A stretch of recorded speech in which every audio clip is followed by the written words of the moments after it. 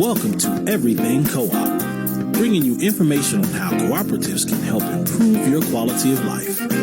This show is being sponsored by the National Co-op Bank, NCB. The NCB is dedicated to strengthening communities nationwide for the delivery of banking and financial services for the nation's cooperatives, their members, and other socially responsible organizations. For more information on the power of community ownership, visit ncb.coop. That's ncb.coop. Now stay tuned for your host, Vernon Oakes. Welcome, everybody. This is Vernon Oakes. Welcome to Everything Co-op. We talk about co-ops, and we talk about every aspect of co-ops. And today, I'm at Greenbelt. I'm in Greenbelt, Maryland, and we have quite a few people around the table that's going to be talking to you today about the New Deal Cafe, about the food co-op and the pharmacy, the credit union, and we've got the news review. And Greenbelt Homes is 1,600 units since the 30s and the 40s. They've been around a long time. Okay, so we're going to start off talking to Leela Mack this morning, who is the coordinator of the Greenbelt Cooperative Alliance. And she was on the program 6 years ago, the first month we got started. Yes. 6 years ago, October. That was a lot of fun. And this here, that you can do it remotely on location, very exciting. So, yes, I've moved to Greenbelt 45 years ago because... You were 1 year old. Well, no, unfortunately, I had a 1-year-old son, so really I wasn't one. But the interesting thing, we were looking for a house that we could afford, and we saw ads in the Washington Post, and we found a co-op here in Greenbelt, and we also saw a single-family house nearby, and I looked at that single-family house, and then I looked at the GHI house, the co-op in Greenbelt, and I said, in that single-family house, there is no place I would walk to. There is nothing I would do there. So we moved to GHI, and it's been a wonderful life here. For many years, I served as the information specialist at GHI, and very exciting things that I got to do there. One of the things I got to do was to actually look through all of the original drawings of the town and to organize them and collate them and get them all ready to send off to the University of Maryland. And that was an interesting project. So, I've been involved with many of the co-ops here in Greenbelt, and I often tell people that if the citizens of Greenbelt looked around and said, we need this, we need that, they'll all look around and they'll say, well, what we need is a co-op to do that. That's right. If you want to solve any problem, that's what you start a co-op to solve any community problem. Well, absolutely, because cooperatives are member-owned, democratically controlled local businesses, and people get together and do it. All right. So I want to talk to Amethyst a minute. She's the music coordinator of the New Deal Cafe. Good morning. Good morning. And what does the music coordinator do? Well, I schedule all the bands that perform here at the New Deal Cafe. We have live music 6 nights a week. And it's a great place to experience live music. Actually, recently in the city paper, we were selected as one of the best places to experience live music in the D.C. area. And it's wonderful because we are a cooperative. We make music very accessible to the community. We never charge a cover. Instead, we have tip canisters on all the tables, and we ask our patrons to be as generous as possible, and all of that goes to the bands. And we have a great selection of music. It varies anywhere from folk to rock to Celtic, which we'll be having tonight in celebration of Celtic Samhain, also known as Halloween. Okay, thank you. We have blues. We have world music of all kinds. We have jazz. It's a great place so come check us out. And New Deal's a co-op. Yes, we are a cooperative. This will be our 24th year. We have a board of directors. We have food contractors. DC Vegan is our food contractor with Michael and Leah Moon. And we have lots of volunteers that help keep this place running. In fact, we couldn't do it without our volunteers. So, all right. So you can come in. I've even come out here and danced. Oh, please dance. Yeah. We love dancing. Okay. And you can come to 113 Centerway in Greenbelt to the New Deal Cafe. Correct. And what time does the music start? The music starts during the week. It usually starts rolling around 7:30, and on Fridays and Saturdays it's 8:30, and on Sundays it's 7. So it's kind of an earlier night. So it's come on out, have dinner, have a few drinks, enjoy live music. We have a smaller, more intimate back room, so you are right there with the band. Okay, good news. So, Leela, you've been here for 45 years, and now you are the coordinator of the Greenbelt Cooperative Alliance. How many co-ops are in Greenbelt? Because I just drove down. I came up, for everybody that don't know where Greenbelt is, I came up the Baltimore-Washington Expressway, or 295, and it's right where 495 and 295 intersect. And when you come down the road here, I saw a sign saying Co-op Month. Oh, yeah. It's a big banner. Yeah, because we have... Okay. We have 7 co-ops currently, and we're always looking to potentially form more. So we talked about the New Deal Cafe. We have the nursery school co-op. We have the housing co-op. We have the credit union. We may have another credit union at the other edge of town, too. And, we have the consumer food co-op. And then we have the newest co-op is the Makerspace Repair co-op. Makerspace Repair? Yeah. In Greenbelt Homes. In Greenbelt Homes, yeah. And the News Review, because the News Review, our community, we like to say it's a worker co-op, but they don't get much pay. But we couldn't really keep on touch of all the things happening in Greenbelt without the News Review. Okay. So, let's see, where are we going to go now? Let's talk about the homes, the 1,600 homes at Greenbelt. Steve, you've been on the program, just like Lita Mack has been on. But just give us a little history of Greenbelt Homes. So, hi, I'm Steve Skolnick, and Greenbelt Homes was a community built as a new town in the 1930s. It was a New Deal program of the Franklin Roosevelt administration that wasn't built as a cooperative. It became a cooperative in 1952 when the federal government decided that they needed to divest ownership in the town, and the extremely far-sighted and brave residents of the town got together, got themselves a mortgage, and formed the cooperative at that time. And Greenbelt Homes has been successfully providing affordable housing since 1952, and we are happy to say that we're extremely healthy financially, and we're in year 4 right now of a 5-year, $25 million renovation program. $25 million? I did say that, and here's We didn't pay that. And here's the best part: we're doing the entire thing with our own funds, no bank loans, no mortgages. Woohoo! And that is something that we're very proud of, and we'll be at the end of that 5-year program, we'll be continuing on saving money for the next $25 million renovation 30 some odd years from now. So we work very hard to keep our housing affordable, and we are very happy to have 1,600 homes, and that's what we do for a living.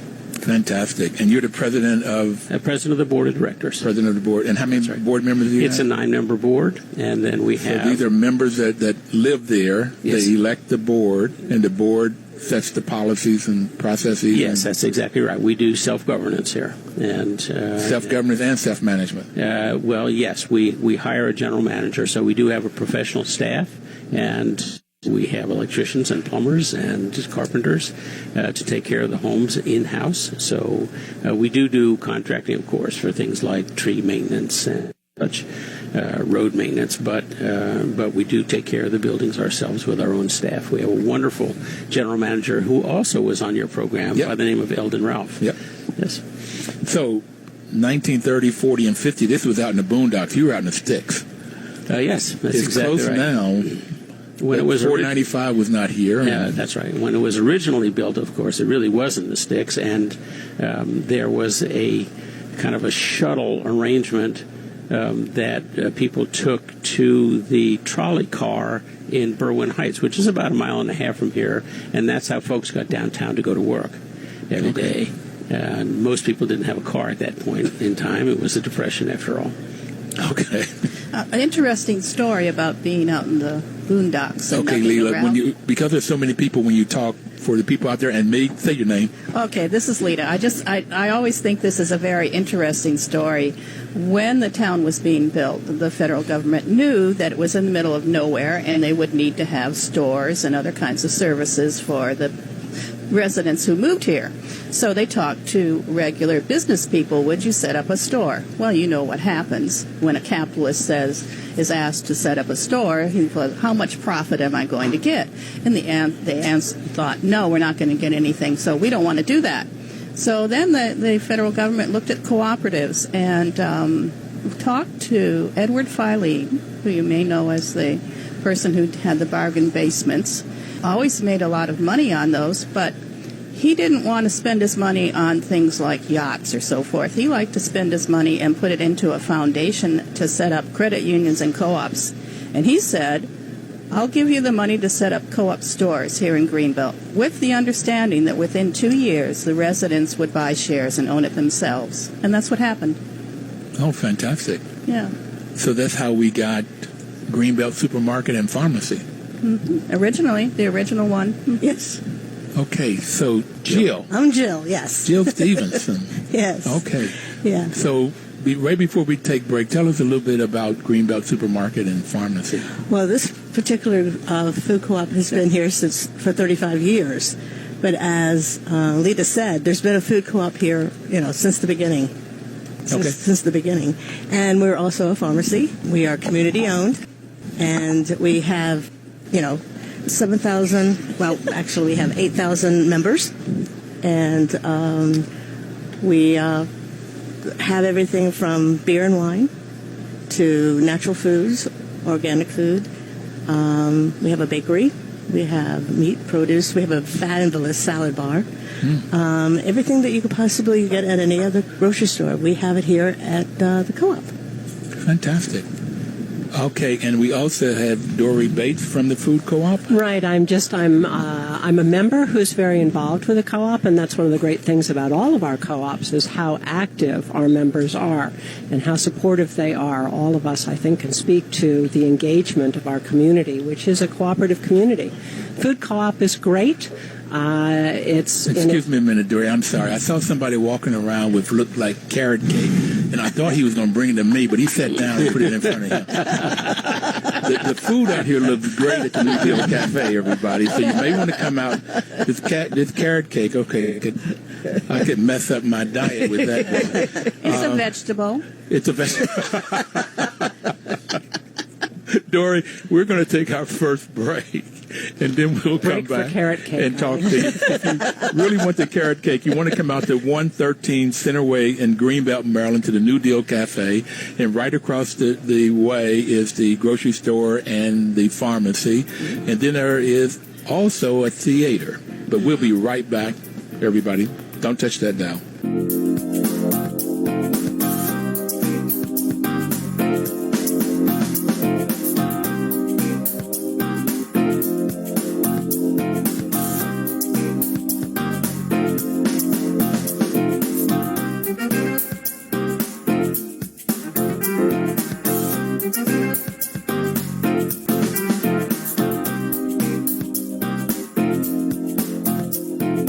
Welcome back, everybody. This is Vernon Oakes, and we're back in Greenbelt. We're in the New Deal Cafe at 113 Center Way in Greenbelt, Maryland. The food looks great. They have music, which we've talked about every night of the week.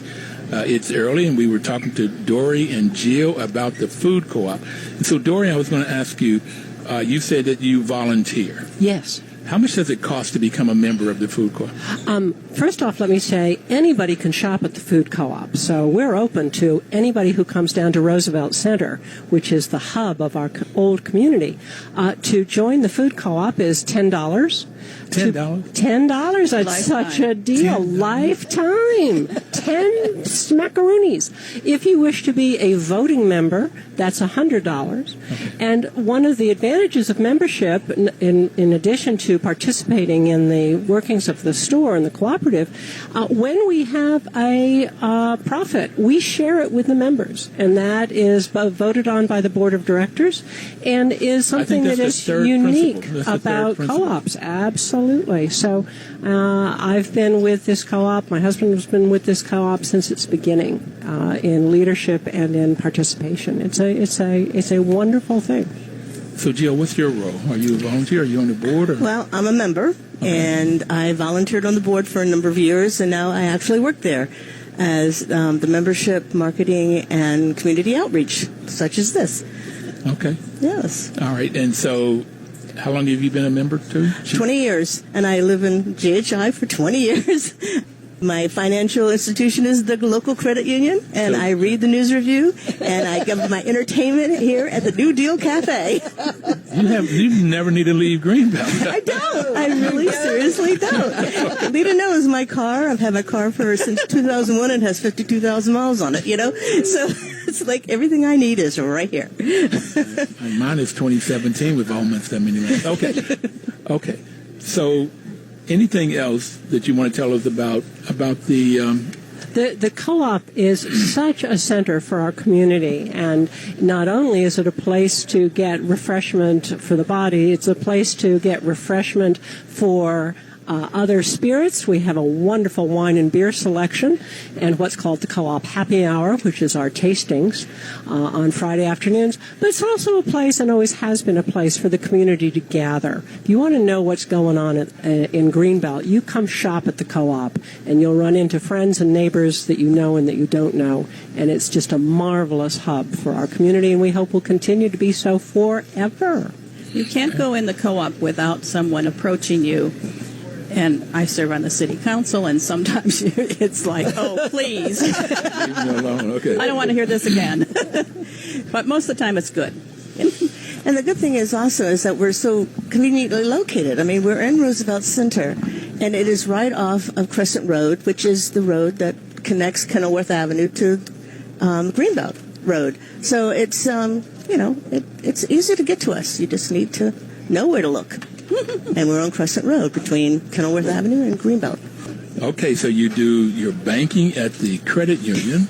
Yes. And we have Mr. David Muse, who's the CEO of Greenbelt Federal Credit Union. Good morning, David. Good morning, Vernon. Thanks for having me. Thank you for being on. And how long have you been with the credit union?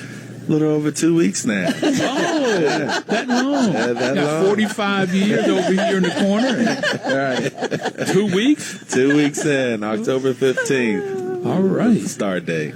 So you start in co-op month. Yes, sir. Okay. Yeah. And so the credit union is right next door to New Deal. Right next to the New Deal. My neighbors. So you're next to the New Deal, and the food co-op is to the left over here, right across the little walkway, the patio here. Exactly. Okay. How many members do you all have? A little over 2,800 members. Oh, you know that in 2 weeks. Okay. Yes, sir. He's met all of them. I knew that before I started. How was that? What was your relationship before you started? With Greenbelt? Oh, yeah. Well, many years ago, I lived in Greenbelt. I was born in Washington, D.C., raised in Greenbelt. My most early childhood memories are of Greenbelt.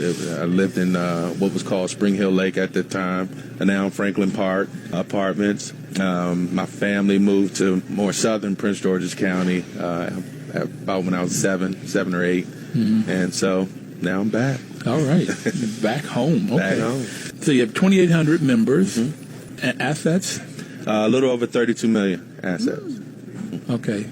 So you didn't loan them at $25 million if they needed it. Greenbelt Homes. We didn't need it. Our members paid it in. Okay, so just Steve. So your members pay in every month the cost of running the business, cost of running the housing, and they have some savings added on to that for future needs. That's exactly right. And we call it a replacement reserves program, and it's very robust.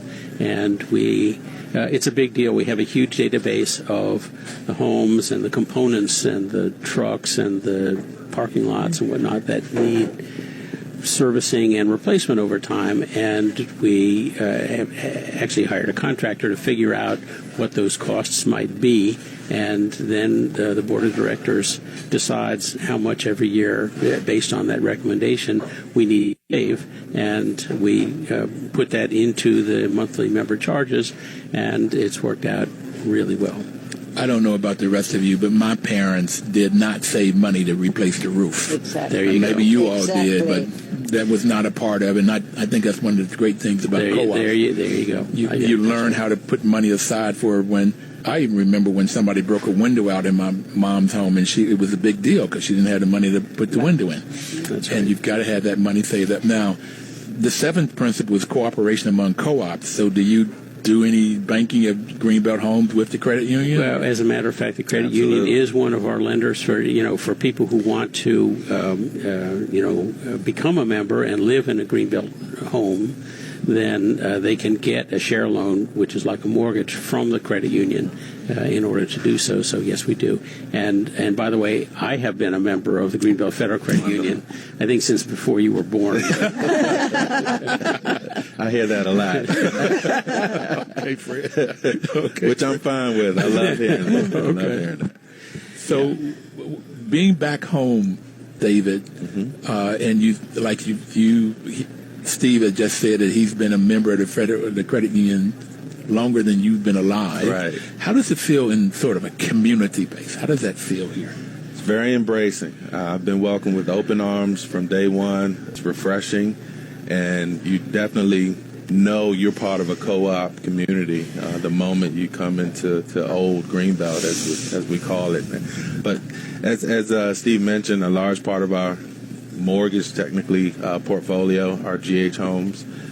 So we're very proud of that and love doing business with them. So prior to working at the Federal Credit Union, you were with the Department of Labor Federal Credit Union, and before that you were with SunTrust Bank. I got your bio. Yeah. Okay. So how is it the difference between working for a SunTrust Bank and working for a credit union? How does that differ? I always explain that it's like a breath of fresh air. I wish I would have started with credit unions many, many years ago in my career. You would never have appreciated the fresh air in this. That may be true. Okay. Yeah, that may be true. Okay. Now, I learned a lot working in the banks, and so I appreciate, that part of my career and what I've learned, and it helped me, transition to the credit unions and coming over to the credit union from banks. But it is a breath of fresh air. One of the bigger differences that you immediately notice and recognize, I could always call on any peer or another credit union. I see you guys are doing great in credit cards or small unsecured loans. What are you doing? How are you doing that? And they'll give me the rundown of, whether it's marketing, promotion, their product, what vendor they're using. I'll get any information I need to help my credit union be successful. Now, being at the banks, even within my own same company, I could call another branch 2 blocks over and say, hey, we're part of the same region. Good job on the credit card sales last month. What are you doing? Oh, we caught a couple of good breaks, and so it's really tight-lipped when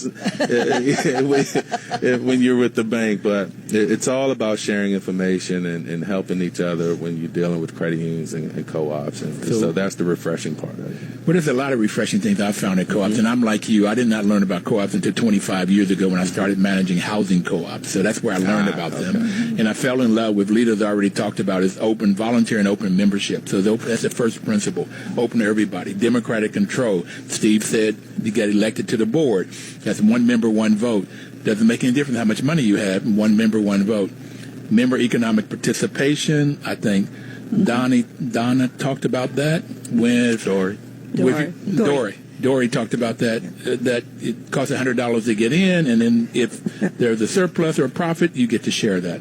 Autonomy and independence is critical, and now you're talking about, David, number 5, education, training, and information. Having taught 12 years, I love it that people just share.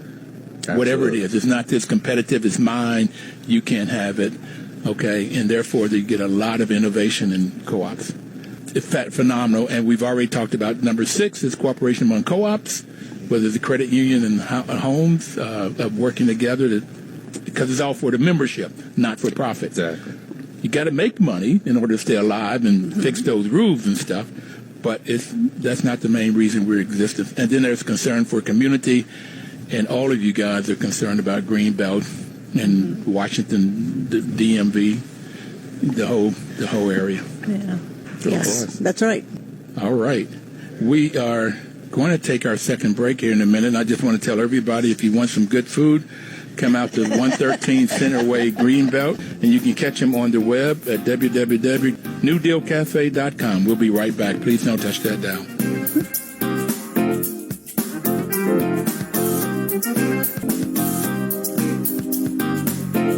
Welcome back, everybody. This is Vernon Oaks, and the program is Everything Co-op. And I'm in Greenbelt having a great conversation with a lot of people here in the New Deal Cafe. You can go to the www.newdealcafe.com. You can get the calendar of events. You can get their menu and information about what's going on in the community. And National Co-op Bank sponsors this program. NCB's mission is to support and be an advocate for America's cooperatives and their members, especially in low-income communities, by providing innovative financial and related services. I have a sense that Greenbelt is not a low-income community, although the 1,600 Greenbelt homes, GHI, have been affordable housing all of this time. And I got it. It's a wealthy community. I have it because of such social wealth that people really support and help each other. I'm getting a lot of nods around the table. Yeah. Steve? Yes, I'd like to say that Greenbelt homes are some of the most affordable homes in the Washington, D.C. area. You can become a member of Greenbelt Homes and live here in a one-bedroom unit for as little as $60,000. Yep, that's right. And a two-bedroom, two-story unit for $110,000 to $130,000. And nowhere else in the Washington, D.C. area can you come close to that kind of affordability. So we're very proud of that, and the board of directors works very hard to keep our budgets in check so that that affordability remains into the future. When I came out here probably 6 years ago, right after Leela was on the program, and I think Sylvia was with her, and I came back and I looked at your museum. Oh, yeah. Who wants to talk about your museum? Which one of you? Oh, the museum, it was something that we, when I was working at GHI as the information specialist, it was the 50th anniversary coming up of Greenbelt, and we thought, what would be the best thing for Greenbelt to have to celebrate its 50th anniversary? And we said, a museum in one of the original homes. So we started looking, where would we like it? Well, we'd like it close to the center so people could walk and see the other things around Greenbelt. And one lady said, well, I'm willing to sell my house. And then that was what the citizens did. They voted to become a member of GHI. So the city itself, the government, the city is a member of GHI. And that's really interesting. So they bought that home? Yeah. Okay. Yeah. Okay. It's an interesting relationship. But if you go there, it's in on one of the more unique types. You know, we have the frames, the bricks, and the blocks being the flat roof. And that's where the museum is, in one of the block units, and one of the more interesting original floor plans, I think. Well, I was struck by the smallness of it was in the 30s and the 40s, building not huge appliances or furniture, and so it was using the space extremely well, which is what I like. I was one of them hippies also. I had a VW Campmobile for about 10 or 15 years. In the space, they used every inch of space in it, and that was the same thing I found in one of these homes. And the other thing I liked a lot was the compost outside. Oh, yeah. A place to put the compost. I'm going, we're just now getting back to that. Yeah. Okay. Yeah, it's interesting that the homes may be smaller, but you don't need a big home when you can walk right outside and you have a park. Yeah. You live in a park. Yeah. You know? Yeah. Playgrounds everywhere. Yeah. Sylvia, how many playgrounds? Oh, I have no idea, but there are certainly one every 2 super blocks, right? Oh, absolutely. Perhaps, yeah, more than that. I think I counted them once for a project, and it was over 70. And then we have a relationship with all the homeowners associations in town, including GHI, that if you want the city to help you maintain your playgrounds, we'll do that. We'll share the expenses. Yeah, and it works. Yeah. It's interesting about the museum because I'm originally from England, and when this idea came up, I was opposed to it. I said, a museum for something that's 50 years old? Come on. But as it turns out, all the other museums are saying how great it is that you are able to get the original furniture because people still have it and are giving when their parents die, you get the furniture. So that's why when you go into the museum, you can see the original furniture for that period. And I liked it a lot. So Sylvia Lewis, who's with the Greenbelt News Review, what is that? Okay. When the city was originally formed, right away, the people who were chosen to be not members, but residents, were chosen because they wanted to be involved. That was part of that was criterion of the federal government.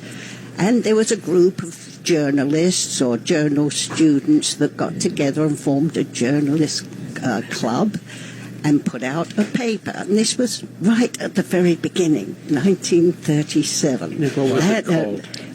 What was it called? Back then, it was the... you're going to have to tell me. The Cooperator. The Cooperator. Okay. That's right. That's right. It was the Cooperator, and it stayed that name into the 50s. When the McCarthy scare and the red baiting and all that took place, and they kind of divorced from that name and called it the Greenbelt News Review. I think there was all, One of the reasons the National Co-op Bank is sponsoring this program is to get the word about co-ops because and I've just found out recently that people that were using that name, co-op, stopped using it because they were called communists or socialists and all of this stuff. Yeah. And it's so far from that state version of communism or socialism. Yeah. It is a version where people come together, they own it, they control it, and they get the profits. And that's what I like about it. It's the only way I know that everyday people can make money, where these 1%ers are getting, I think 67% of every new dollar goes to 1% of the folks, of the Americans. And that means that the other, I think it's 33%, if my math is right, goes to the rest of us. 99% of us get 33% of every new dollar. Yeah. And so the only way I know to change that is through co-ops. So we put some money in, which we already talked about, and you able to take the money back when there's a profit. Yeah. Now, of course, the News Review is a worker co-op, and so we don't have that many employees as such, but we do have members, and to become a member you have to work. You have to do something to produce that newspaper. I'm on the ad desk. I work with the advertisers. But we have about 60 members who do that, and if we make money, then they get a dividend. And one of the interesting parts of the history is that the News Review was sued, and the case went all the way to the Supreme Court, and the News Review won. It had pro bono lawyers from the Washington Post that fought the case for us, and it was a Freedom of Information case. The paper was sued because it reported what someone had said in a city council meeting, not a council member. Reported the news. Then they reported the news, and the developer, who was being criticized by that person, sued the paper and sued the editor of the paper. And the whole community put up money to fight that case. I like and that. it won. What year was that, Sylvia? Well, the decision was in the 70s, 1972, I think. But the case was earlier. That it started a lot earlier than that. So you're being from England. Originally, yes. So everything there is at least 1,000 years old, right? Of course. So 50. According me, come on. Something being 50 years old is not. Now, how old is GHI now? Okay. So the town was built between 1935 and 1942, but the co-op came into being in 1952. So 1952 would be 67 years. It would be our 67th year, I guess. Okay. Did I do that right? Yeah, I think so. So at 67, I know that the NCBA, National Cooperative Business Alliance, has been around 100 years. Mm-hmm. And Since 1916. yeah, okay. I used to work there. 103 years, okay. I know we did we that whole year when they celebrate their 100th year, we did a show that whole year celebrating them. Cabot Creamery, which is a marketing or producer cooperative, is now in their 100th year. So you guys are babies at 67, but from compared to England. Yeah, and the News Review is, let's face it, we're 82 years old. Okay. Not quite as old as me, but we're 82 years old. Okay. So, David, what kind of specials do you have going on the credit union right now? If people to borrow money or get money on their CDs or... We have quite a few things going on. We have a home improvement holiday special going on. Borrows up to $6,000, as a rate as low as 6%. We have auto loan special, rates as low as 2.74, no payments for 60 days. We have the Visa credit card. It's a fixed rate, 9.9% fixed rate, so no balance transfer fees. So all the holidays spending that you do, please transfer those balances onto our low fixed rate credit card. There's no balance transfer fee, no annual fees. So quite a few promotions and specials going on right now. But we're excited about this time of year and being able to help everyone have an enjoyable holiday. Okay, so other credit cards are at 21%. Why would you do, what did you say, 9? Yeah, What is it? yeah, fixed rate, 9.9%. Fixed rate. Why would you do something like that? I mean, that just doesn't seem to make, getting my MBA was always getting more money, grabbing. Why would you go with so low at... Well, you touched on it a little earlier, Vernon, when we talked about sharing and how co-ops work and how those profits go back to the members. And so the Greenbelt Federal Credit Union is very strong financially, and one of the ways we take care of our members and reward our members is the profit that we earn. It goes back to our members in lower loan rates and then on higher deposit rates. And so we can offer you a fixed rate of 9.9% for our members. We can offer you an auto loan as low as 2.74% because of we're set up as a co-op, and we want those profits and that revenue to go back to our memberships. Okay. So it's not about profit. It's about people. About people. Okay. People helping people. The credit union movement. Yeah, the News Review has about 8,500 copies per issue. We're a weekly paper, but we're also online, and so anyone in the audience can see what is going on around Greenbelt through what's in the News Review. And practically every co-op either has an ad or has a story in the paper every week. And the website is www.greenbeltnewsreview.com.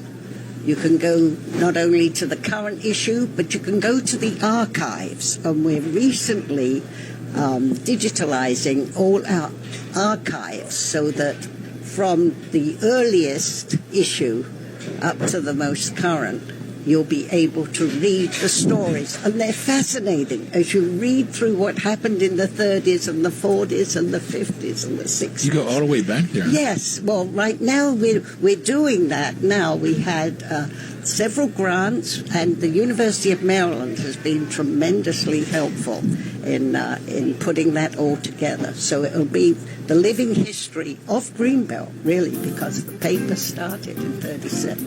So I'm out here in Greenbelt with 1, 2, 3, 4, 5, 6 lovely people, and we've had a couple others come in and left. We're at the New Deal Cafe. That's at 113 Center Way in Greenbelt, Maryland. Talking about this community and how vibrant it is and how people help each other and work together, which is the reason for co-ops.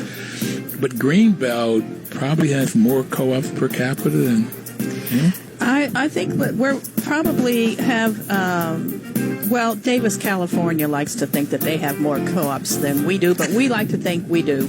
We're going to take our next break, our final break, and we'll be right back, everybody.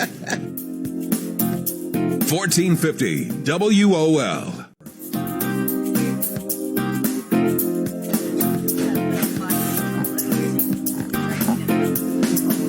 Welcome back, everybody. This is Vernon Oakes. We're in Greenbelt, Maryland, which Lita Mack was just talking before we took break that she and David Thompson, David has been on the program quite a few years, quite a few times.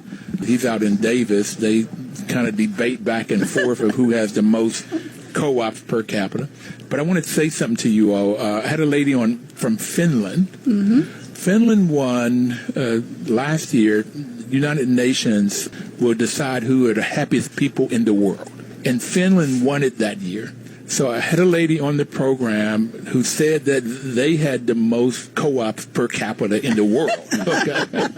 We're talking about in the U.S. here.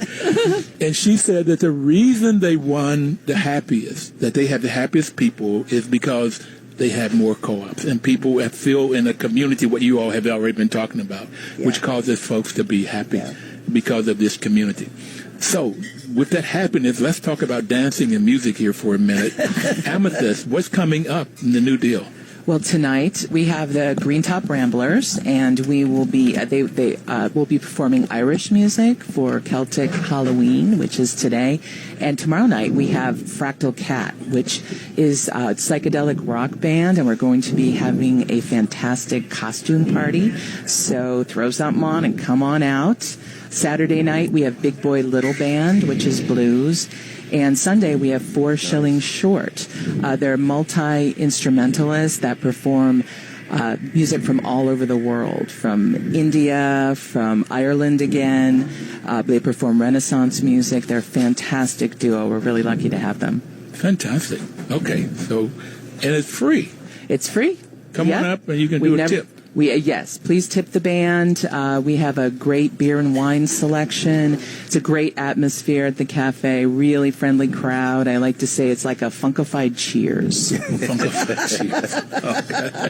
So and everybody knows your name. That's very true. And you can pick up food here in the cafe and take it back and sit anywhere you want? Yeah, absolutely. We'll deliver it to you. It's all one restaurant. We have a front room and a back room, but it's all the same place. Okay. And Jill, won't you talk about what's coming up? What do you have coming up at the... Well, on Friday nights, Friday afternoon from 4 to 7, before you come to the New Deal Cafe, stop by the co-op and for our wine tasting. There's $1 off for every for the bottles of wine that we're using as the tasting that night. It's $1 off. But, it's a great chance for people to try a new wine they haven't had before and decide if they want it or not. So you can come and taste wine, get a little buzz going, and then come in and listen to the music. Oh, yeah. Get some more wine and beer over here. Yeah, wine and entertainment. Yes. Wine and entertainment. All within walking distance. Yes, you don't have to drive. Okay, David. Yes, sir. You have some kind of educational program going on? Well, April is Financial Literacy Month, and so every year the credit union has a financial literacy that they set up for our members. But what we'll be implementing here soon are financial workshops that we want to do quarterly. So I want listeners to be on the lookout. Visit our website at www.greenbeltfcu.com. or read your local news review, because we advertise in the news review regularly and consistently. So look out for our workshops, and those workshops will cover retirement planning, generating retirement income, home buying from A to Z, understanding your credit. And we'd like to try to get that started right away and incorporate it where it's maybe held at the credit union, if not at or the community center where there may be a little more space. And that's for anyone within the community to come on out, get your financial literacy, get educated, and just another way that we like to try to contribute to our community here. So when you say the community, are you just talking about Greenbelt or anybody in the DMV or in the United States if they wanted to come on by to get knowledge? For the financial workshops, anyone can come on down and get that knowledge. Knowledge is power, so we want to share that. Now, we'd love for you to be a part of the community, a part of Greenbelt, part of the Greenbelt Federal Credit Union membership, of course, but, we want to share this and pay it forward, this knowledge that we've gained over the years of our career. And so we understand that, a community like Greenbelt, where that I've recognized and noticed immediately how committed the residents are of giving back and being engaged within the community. We just want to hop on board and be a part of that in any way. And so that's how we're looking to keep paying it forward within Greenbelt. Two quick questions. Yes, sir. Do you have to be a member, or do you have to be a resident of Greenbelt to join the Federal Credit Union? Or? You can either be a resident, work in Greenbelt, volunteer in Greenbelt. Some way related to Greenbelt, exactly. You can become a member. Exactly. And once you're a member, your family members are eligible for membership as well. Okay. The other thing is, when you talk about all those low rate loans, what's your default rate? Default rate, I believe, is maybe as low as 0.12. I recently looked. So very, very low. And when you compare that to our peer group, in the banks. In our banks. In particular, you just recently had a meeting, and GHI was highlighted. I think over the entire lifetime of working with GHI Homes, we may have had one foreclosure in all the years of working with the GHI.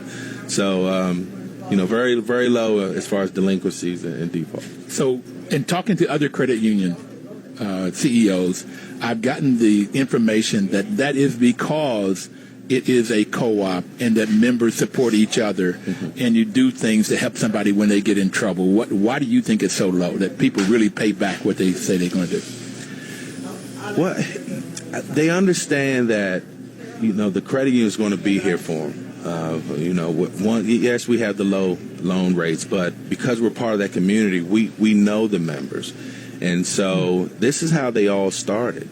When banks wouldn't lend to a community or to a work group, these are how credit unions were formed. So you always had that sense that you could go to the credit union when no one else would lend to you.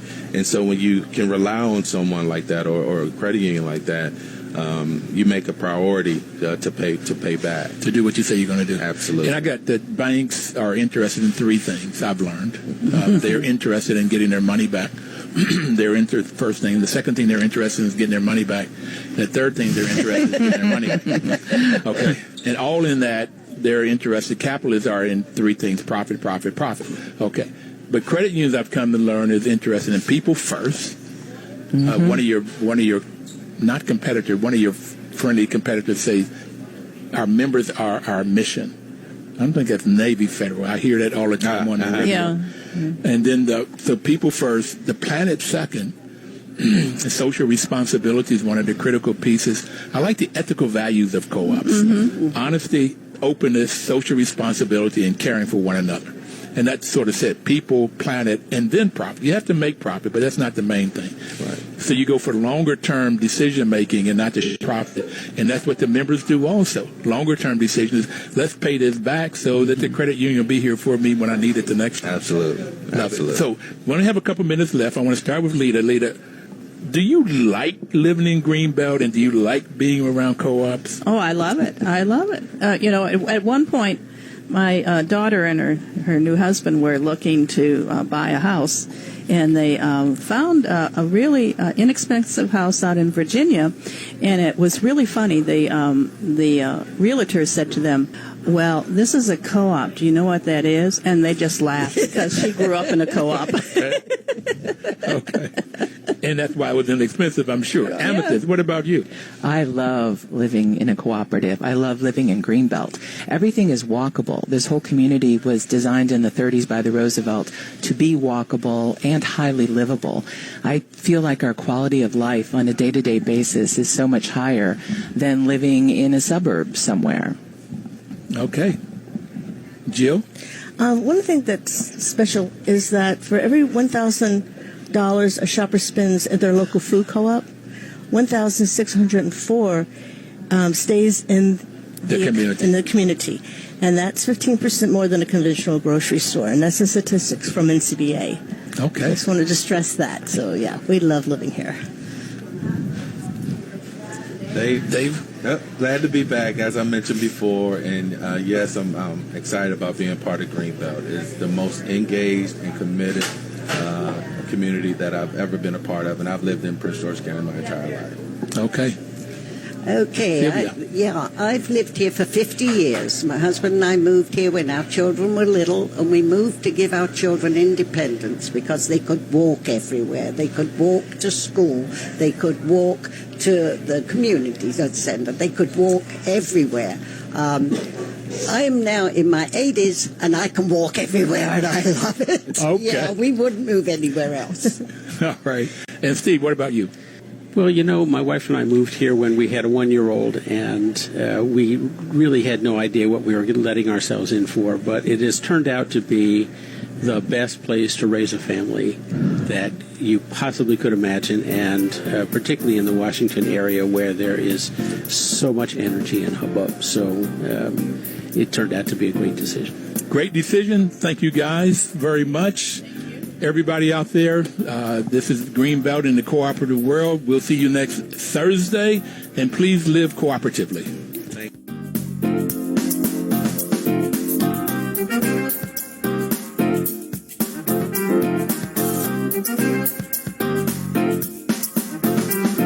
1450 WOL.